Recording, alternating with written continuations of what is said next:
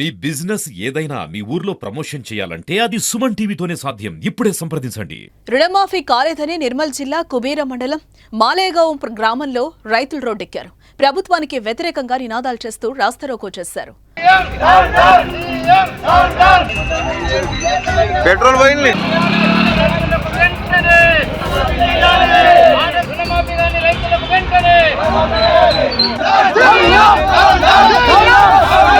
గ్రామంలో 100 మందిలో 20 మందికి మాత్రమే రుణమాఫీ చేశారని ఇదెక్కడి న్యాయం అంటూ ప్రశ్నించారు. ప్రభుత్వం ఎన్నికల సమయంలో ఇచ్చిన హామీలను తుంగలో తొక్కుతోందని అన్నారు.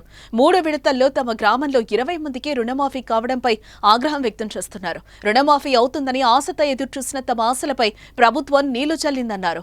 ఇప్పటికే తమ సమస్యపై ప్రభుత్వం స్పందించి మిగిలిన వారికి కూడా వెంటనే రుణమాఫీ చేయాలని డిమాండ్ చేశారు. ప్రభుత్వం స్పందించకపోతే రాబోయే రోజుల్లో నిరసన కార్యక్రమాలు కొనసాగిస్తామన్నారు. ఇక రైతుల రాస్తారోకోతో స్థానికంగా ట్రాఫిక్ కు అంతరాయం ఏర్పడింది. ప్రతి ఒక్క రైతులు ఈ మాలేగాం గ్రామ పెట్రోల్ బంక్ దగ్గర చౌరస్తాలో ధర్నా కార్యక్రమం నిర్వహించడం. ఈ ధర్నా యొక్క ముఖ్య ఉద్దేశం ఏంటిదంటే, మన గౌరవ ముఖ్యమంత్రి రేవంత్ రెడ్డి గారు ఎన్నికల సమయంలో ఆయన మేనిఫెస్టోలో ప్రతి రైతు కుటుంబానికి రుణమాఫీ చేస్తామని చెప్పడం జరిగింది.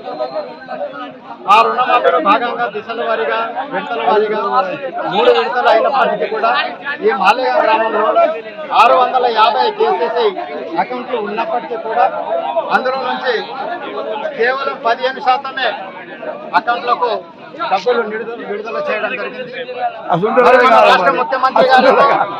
మన రాష్ట్ర ముఖ్యమంత్రి గారేమో అసెంబ్లీలో 30,000 కోట్ల నిధులతోటి రైతు రుణమాఫీ చేస్తానని ప్రకటించడం కూడా జరిగింది.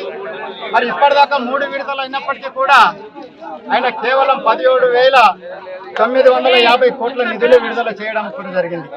దాంతో రైతులు రైతులకు సంబరాలు చేసుకోండి అని చెప్పడం మన సీఎం రేవంత్ రెడ్డి గారి చాలా మూర్ఖత్వం ఇది.